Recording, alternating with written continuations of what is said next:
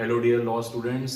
Normally एक law student के सामने एक बहुत बड़ी समस्या आती है जब भी वो कानून पढ़ता है तो बैरेट को स्टडी करने में या बैरेट को समझने में बहुत बड़ी तकलीफ आती है।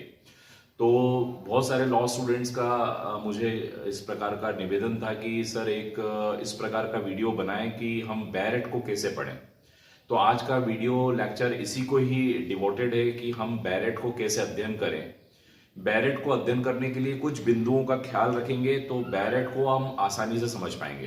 तो सबसे पहले तो ये बैरेट होता क्या है, तो आज के इस लेक्चर में हम कवर करने वाले हैं कि बैरेट क्या होता है और बैरेट की क्या खास बात होती है और बैरेट को किस तरीके से पढ़ना चाहिए कि ताकि हमको बैरेट को समझ में आ सके। तो आज का वीडियो लेक्चर है हाउ टू स्टडी और how to read the bare act. So there are some tricks to read the bare act. तो आज मैं आपको बताने वाला हूं बैरेट को पढ़ने के लिए कुछ इंपॉर्टेंट ट्रिक्स या टिप्स। तो सबसे पहले तो हम ये समझते हैं कि बैरेट होता क्या है।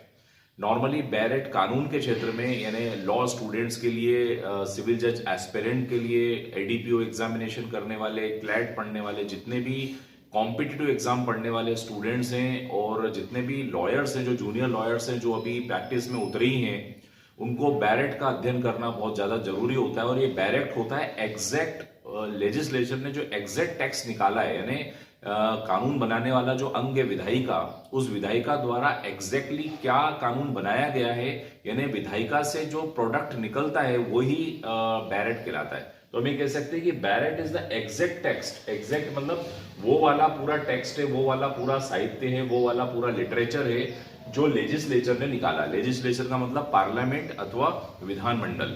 तो विधानमंडल और पार्लियामेंट जो है हमारे देश के लेजिस्लेचर है, विधायिका है। तो विधायिका द्वारा जो कानून पारित किया जाता है हूबहू वही वाला जो टेक्स्ट होता है उसी को ही बैरेट कहा जाता है। अब ये जो बैरेट होती है उसकी लैंग्वेज जो होती है, उसकी भाषा जो होती है वो बहुत ही क्लिष्ट होती है। उसमें जो भाषा का उपयोग होता है, उसमें जो शब्दों का प्रयोग होता है, उसका जो अरेंजमेंट ऑफ द सेक्शन होते हैं, कई बार बड़े कॉम्प्लेक्स और जटिल सेंटेंस होते हैं जिससे समझने में दिक्कतें आती है। और ये जरूरी भी है, अगर वो इस प्रकार से अरेंजमेंट नहीं करें तो फिर क्या होगा, कानून में यूनिफॉर्मिटी नहीं रहेगी। तो यूनिफॉर्मिटी लाने के लिए उसमें क्लिष्टता एक आवश्यक होती है। क्लिष्टता लाना उसमें बहुत ज्यादा जरूरी होती है और यही क्लिष्टता जो रहती है ये लीगल प्रोफेशन को अन्य प्रोफेशन से अलग भी बनाती है।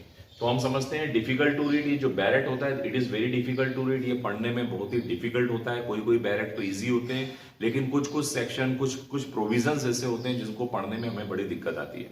तो it is very much difficult to read because of their words. जो उसमें शब्द लिए गए हैं वे शब्द बड़े ही विचित्र होते हैं। विचित्र मतलब यूनिफॉर्म नेचर के होते हैं जिसको हम लीगल टर्मिनोलॉजीज कहते हैं। फिर उनका जो अरेंजमेंट किया जाता है यानी जो उसका जो सेंटेंस फॉर्मिंग होती है वो सेंटेंस फॉर्मिंग भी बड़ी सोच समझ के बनाई जाती है ताकि उसका कई अर्थ यानी बहुअर्थी यानी डबल मीनिंग ना निकले, मल्टी मीनिंग ना निकले, एक ही अर्थ निकले।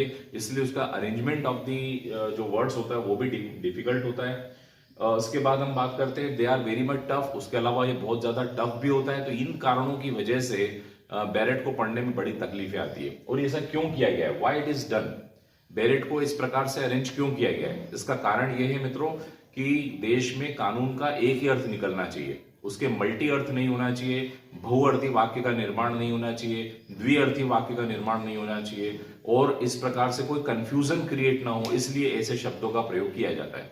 अभी जो बैरेट है, how to understand, these are the tricks. यहां पर मैं आपको कुछ ट्रिक्स बताने वाला हूं, ट्रिक्स टू अंडरस्टैंड दी।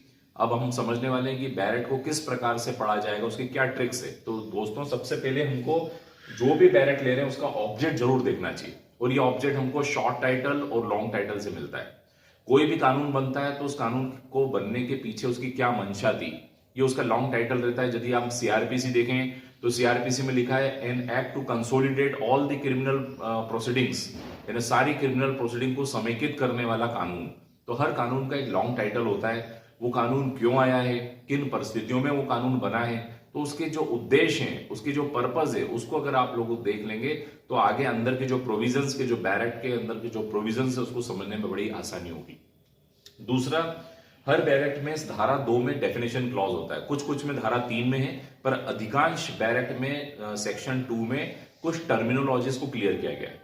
वो टर्मिनोलॉजीज वो होती है जो उस बैरेट में आगे चल के कई बार उपयोग में आने वाली है। तो इसीलिए वो लोग, जैसे मैं आपको एक उदाहरण दूं, कॉन्ट्रैक्ट एक्ट, कॉन्ट्रैक्ट की सेक्शन 2A में प्रपोजल बताए गए, 2B में एक्सेप्टेंस बताया गया है। तो ये जो प्रपोजल या एक्सेप्टेंस आगे जो उपयोग होने वाले हैं कॉन्ट्रैक्ट में, उसका अर्थ उन्होंने पहले ही बता दिया है कि प्रपोजल का अर्थ वही लिया जाएगा जो धारा 2A में दिया गया है, एक्सेप्टेंस का अर्थ वही लिया जाएगा जो 2B में दे रखा है। तो इस प्रकार हर कानून में डेफिनेशन क्लॉज होता है धारा 2 में, उस डेफिनेशन क्लॉज को ही इंटरप्रिटेशन क्लॉज भी बोलते हैं। तो इस इंटरप्रिटेशन क्लॉज को परिभाषा खंड कहा जाता है, इसको जरूर अध्ययन करना चाहिए, ये बहुत ही इंपॉर्टेंट होता है। जैसे डाउरी प्रोहिबिशन एक्ट में डाउरी टर्म को समझा दिया गया है कि डाउरी का मतलब क्या माना जाएगा। तीसरा है ब्रेक दिस लाइंस, ये बड़ा इंपॉर्टेंट है। कई बार सेंटेंस बहुत बड़े बड़े होते हैं, बड़े लंबे होते हैं, उसको आप ब्रेक कर दीजिए। यानी जो डेफिनेशन की जो सेंटेंस है, मान लीजिए 3 लाइन में सेंटेंस है, तो जहां भी कॉमा आ रहा है, जहां भी फुल स्टॉप आ रहा है, जहां भी एंड आ जाता है, वहां पर ब्रेक कर दीजिए। उसको ब्रेक करने से क्या होगा, जब सेंटेंस इनटू पार्ट्स यानी पार्ट्स में बढ़ जाएंगे तो उसका अर्थ निकालने में आपको बहुत ही आसानी होगी। तो एक तीसरा टिप्स मैं बता रहा हूं मित्रों कि किसी भी सेक्शन को, प्रोविजन को ब्रेक कर लीजिए, उसको तोड़ दीजिए। तोड़ने के बाद उनको अध्ययन करेंगे तो इजीली आपको समझ में आएगा। तो हम लोगों ने 3 बातें पढ़ी। सबसे पहले उस कानून की मंशा देखिए, उसका ऑब्जेक्ट क्या है। नंबर 2 उसका डेफिनेशन क्लॉज देखिए। नंबर 3 उसको सेंटेंस में ब्रेक कर दीजिए, लाइन्स में ब्रेक कर दीजिए। कोशिश करें डिग्लोट एडिशन ले, भले ही आप इंग्लिश मीडियम स्टूडेंट हो पर हिंदी का डिग्लोट जरूर लेना चाहिए। हिंदी मीडियम स्टूडेंट से तो इंग्लिश का आपके पास डिग्लोट होना चाहिए। क्या होता है कि दोनों की लैंग्वेजेस जो होती है, डिग्लोट पढ़ने से क्या होता है कि और ज्यादा क्लैरिटी आती है। और आप सभी को पता है कि हिंदी और इंग्लिश में यदि कहीं पे भी आपस में रिपग्नेंसी होगी यानी असंगतता होगी तो किसको प्रेफरेंस दिया जाएगा, इंग्लिश वर्जन को प्रेफरेंस दिया जाएगा। इसीलिए बैरेट का हमेशा डिग्लोट एडिशन खरीदना चाहिए जो हिंदी अंग्रेजी दोनों में हो। फिर कॉमा और मार्क्स का बहुत ध्यान रखना चाहिए। कॉमा से आप सबको पता है कि जितना भी हमारा जो लीगल टर्म्स होती है उसमें कॉमा और जो मार्क्स होते हैं उसका बहुत बड़ा महत्व होता है। तो कॉमा कहाँ लग गया, उस कॉमा से पूरे सेंटेंस बदल जाते हैं। तो कॉमा पर ध्यान देना चाहिए, मार्क्स पे ध्यान देना चाहिए, उस पर अटेंशन करना चाहिए। इसके पहले लीगल टर्म्स को जरूर पढ़ लेना चाहिए। लीगल टर्म्स के लिए आपको, आप सभी के पास ब्लैक की डिक्शनरी होना चाहिए। Being a law student, legal terminology के ऊपर जितना आपका कंट्रोल होगा उतना ही आप बैरेट को भी आसानी से समझ पाएंगे। अब मैं आपको कुछ उदाहरण दूं यहाँ पर। जैसे बैरेट में कई जगहों पे और लिखा रहता है। और का मतलब हिंदी में अथवा होता है।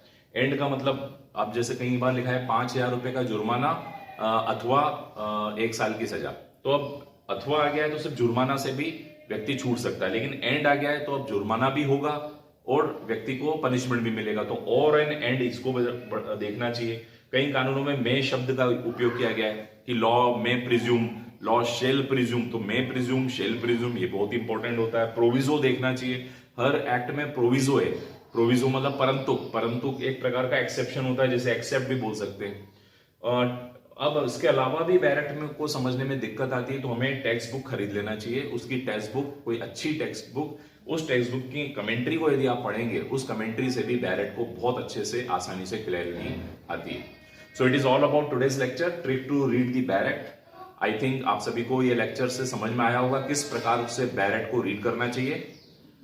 Thank you so much for watching this video. Kindly subscribe my channel law easy. Thank you so much.